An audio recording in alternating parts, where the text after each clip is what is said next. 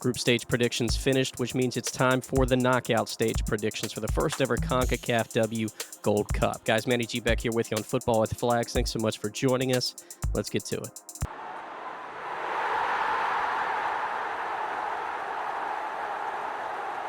So here's another look at that bracket, and we've left everyone on a bit of a cliffhanger with the group stage video. Now, again, there were 3 teams, of course, that finished third in the group. Only 2 could advance. Those teams were Haiti, Mexico, and Costa Rica. We did have Costa Rica advancing through on 4 points, which we did talk about. If they potentially could get a draw against Paraguay, that could be huge for them, at least to get through. So we do have them getting through, and I've actually got Haiti and Mexico finishing with 3 points each, respectively, in their groups, but Haiti with a better goal differential. That is why they have advanced in our predictions and are the 8th seed rather than Mexico.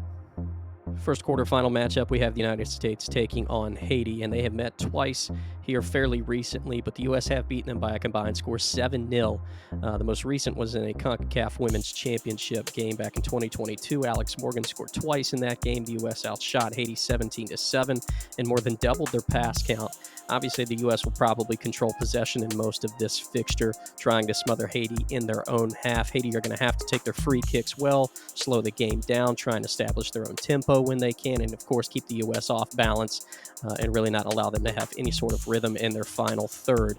But for Haiti, they're going to have to stay organized in the back. They conceded off 2 crosses that very well could have been taken care of against the U.S. in that most recent fixture. But for Haiti as well, it can't get sucked in too deep, especially inside their own 18-yard box and in their own final third.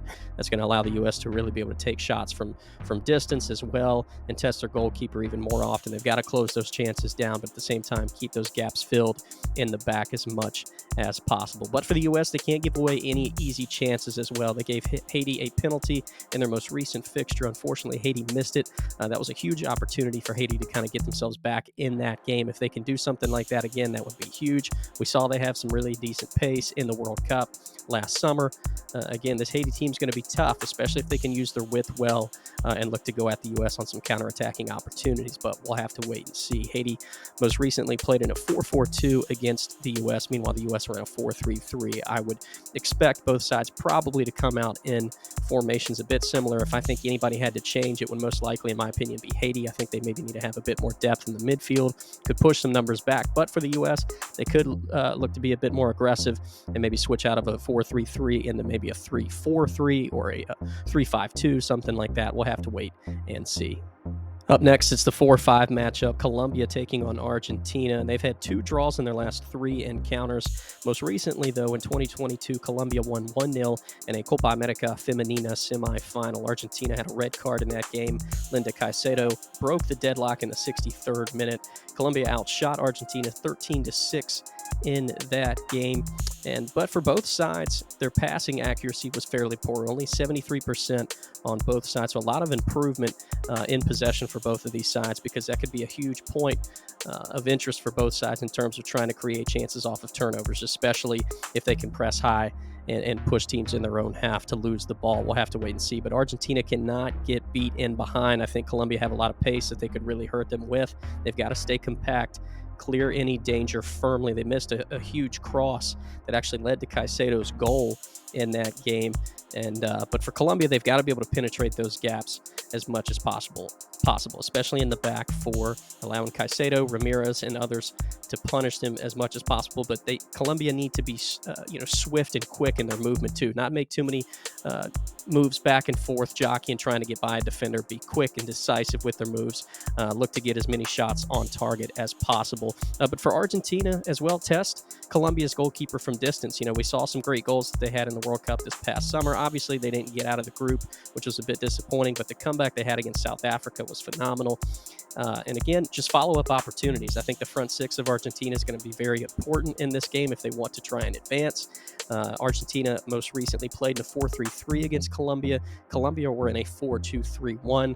Wouldn't be surprised if they wind up coming back out in those similar formations. But I've actually got Colombia moving on in this game. I think it's going to be very tight. But again, if Colombia play anything like they did in the World Cup last summer, they're going to be a tough team to handle, especially in the knockouts. Next quarterfinal, it's Brazil taking on Paraguay, another rematch from the Copa America Femenina semifinal in 2022. Brazil won that game 2-0 against Paraguay. They outshot Paraguay 23-9, had 69 to 31% possession, and again doubled Paraguay's pass total. It was a fairly dominant performance, even though on paper, score-wise, still fairly close. Paraguay have to limit their turnovers in their own half. They cannot lose the ball in the middle of the park. It's got to be either out wide or in Brazil's territory, so that way they can at least transition back into defense and get numbers behind the ball and slow any sort of transitional attack down.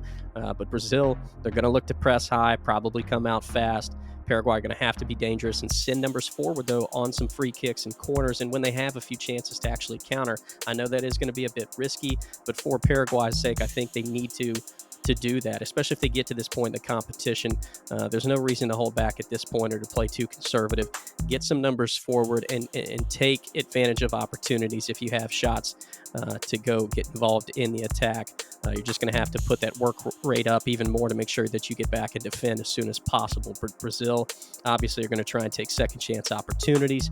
Paraguay really gave 2 cheap goals away against them. Their first goal was not properly cleared in that last fixture, and the second was a cheap giveaway in their own half, which again Brazil can punish you for pretty quickly. But for Brazil's sake, they're going to have to get the ball in the box ASAP, whether it's crosses, near post, far post, looking to split gaps, etc. Whatever it is, I think Brazil just need to get the ball in the box and in the final third as quickly and as often as possible, just to create more chances. We know how talented they are, the talent level and the technical ability that they have. They just need to get it around the goal as much as possible, and I think that's going to serve them well as use the end lines. Get to the end lines, look to drive inside, maybe find people at the top of the 6-yard box, 18, whatever, because we know they can finish from a lot of different distances as well. Both of these sides played in a 4-4-2 last time. We'll see if any side winds up making any changes, but I do have Brazil advancing in this one. I think they'll do so fairly convincingly. Last quarterfinal matchup is Canada taking on Costa Rica, and I know that, again, they're playing each other in the group stage, but with the way it looks online and how this could set up, it looks like it's really just a ranking system for all 8 teams that make it to the knockout stage. It's not like A1's playing B2 or B1's playing C3 or whatever. It looks like it's just really going off of points, goal differential, and all those tiebreakers from 1 on down. So it looks like they very well could wind up seeing each other in the quarterfinal again. We'll have to wait and see. But these two did meet in the CONCACAF Women's Championship in the group stage in 2022.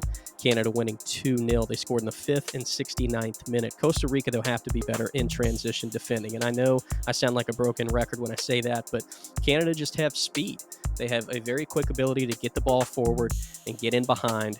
And Costa Rica, in my opinion, just don't have, the same physical ability that Canada does, just in terms of that pace, strength, and power, and that opportunity. So they've got to be able, if they do lose the ball, to slow Canada's pace down, not allow them to get transitionally into the attack as fast as they want to, or at least force the ball wide, so that way they can hopefully get numbers in behind the ball while they're looking to go back and defend. But Canada have to take care of their chances and make sure they get these final third products on goal.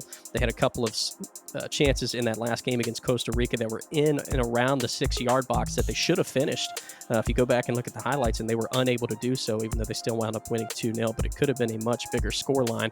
But for Costa Rica, they've got to use their width too in the attack, open up the space, try and slow the game down as well at times, but also just allow them to make better decisions on the ball and to hopefully allow the girls to pick their eyes up sooner, find better passes, make better decisions, keep the ball a little bit longer, and force Canada to defend more than they really want to, because obviously Canada is going to want to have the ball as much as possible.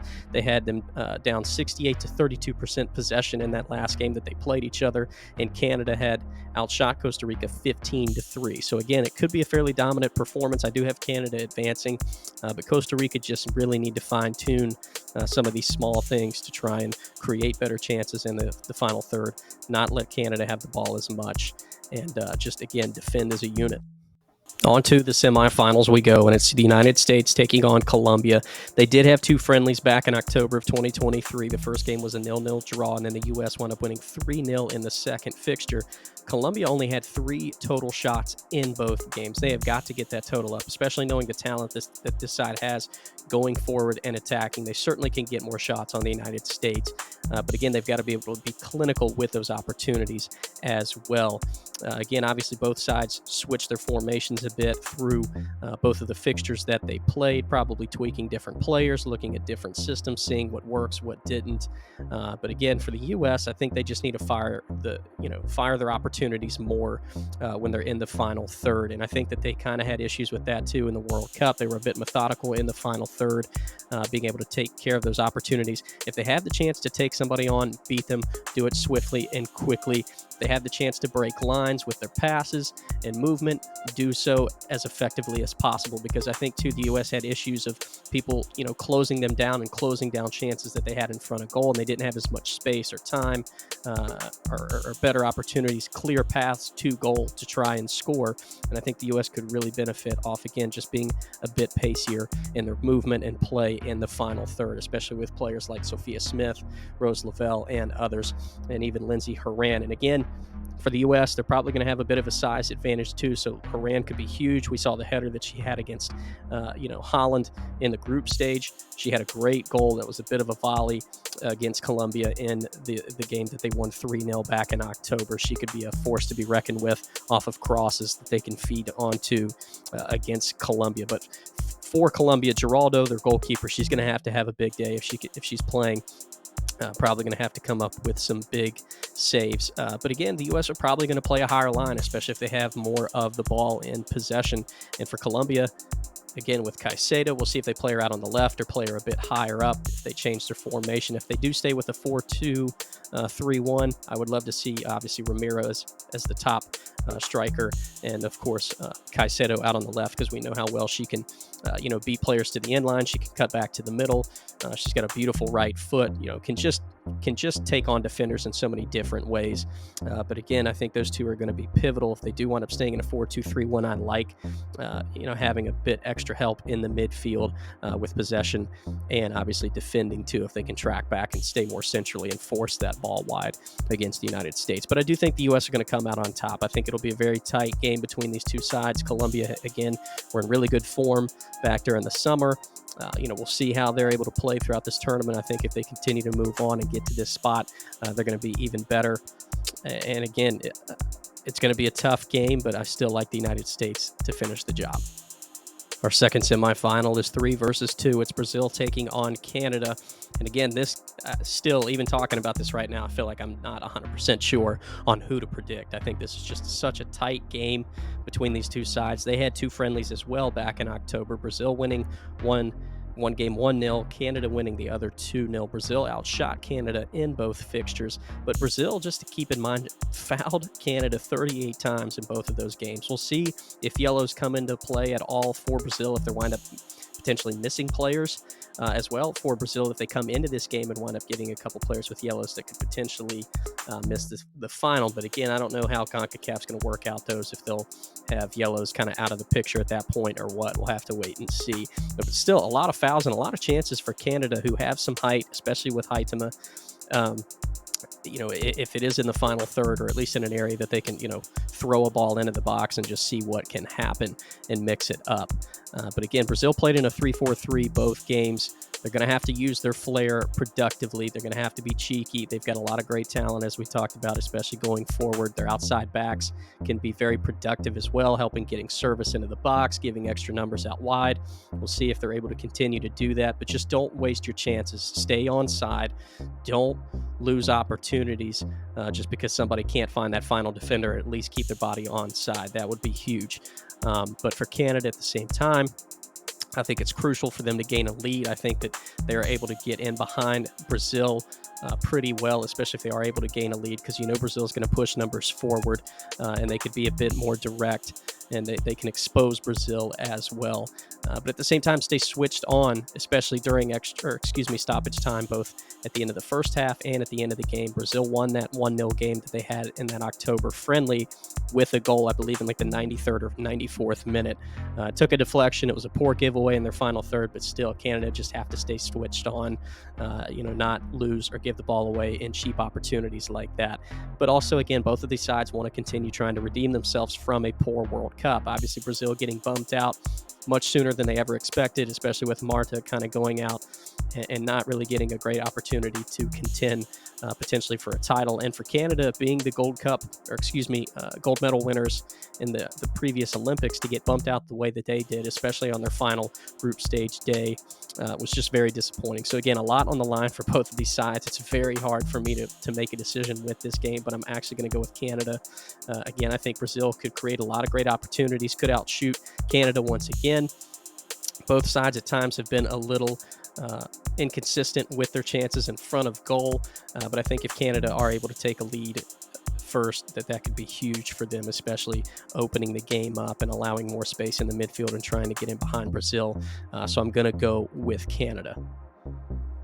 Now on to our final, and of course another very, very difficult decision with the United States and Canada. Keep in mind the last time these two met most recently, it was a 2-0 win for the United States in February of 2023. Now they did meet each other in the CONCACAF Women's Championship final in 2022. That was a 1-0 win for the U.S., Alex Morgan scoring a penalty in that game. But this most recent fixture, 2-0, Mallory Swanson scoring twice.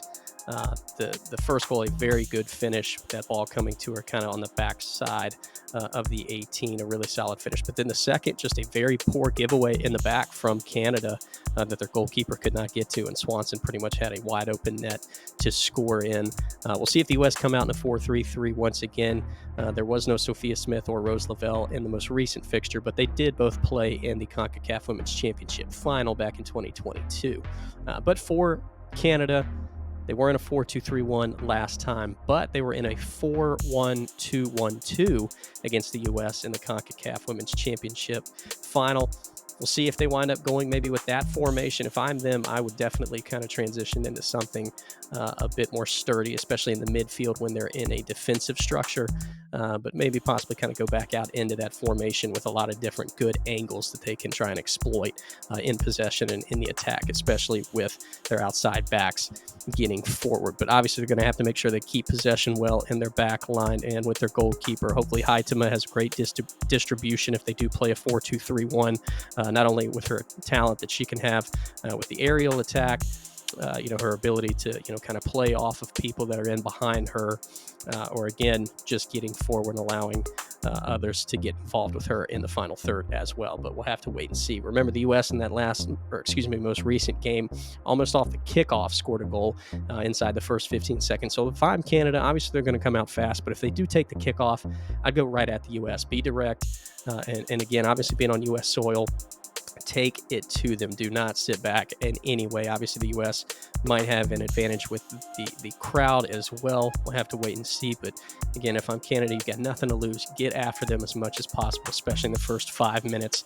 And again, of course, in stoppage time of both halves. But for the United States, they've got to drive at defenders, whether it's Trinity Rodman, Sophia Smith, if it's Lindsey Horan out wider in the midfield, again, try and force these defenders of Canada kind of out and away from their formation, pull them out to allow space in different pockets so that way people can find opportunities elsewhere, especially with combinations in the half spaces in the final third. I think that could be very important, especially if the U.S. are able to spread the field, get the ball wide, and then look to drive inside or towards the end line. Could really open up the field down in those corners in certain areas.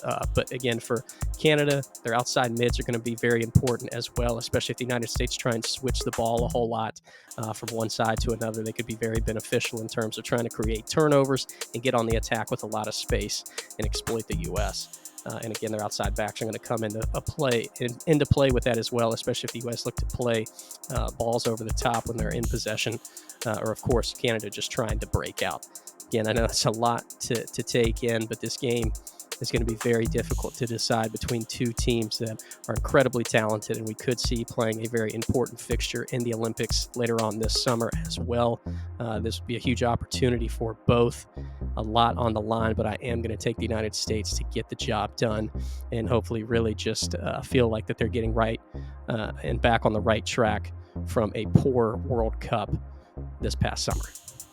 Well, guys, as always, thanks again so much for watching. Make sure you hit that like and subscribe button if you haven't already done so, and let us know down in the comments your own predictions, who you're rooting for in this tournament. Again, we've got predictions on the UEFA Women's Nations League finals coming up here soon, as well as plenty more content coming your way. We're trying to get it out as much as possible because, again, there's a lot of great action in the international game for both men and women coming up in the near future. So we want you guys to be a part of it. I hope you all have a blessed day, and we will see you soon. Peace.